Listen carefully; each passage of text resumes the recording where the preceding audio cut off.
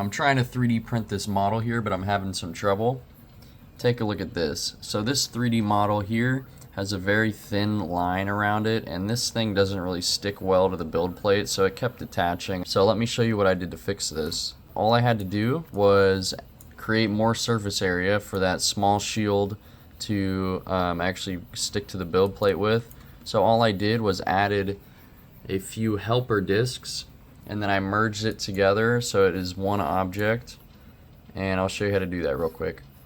Just click on Window, go to Shape Gallery, click on the helper disc, click Add to Bed, and then it'll be actually under your model, so you have to move it around.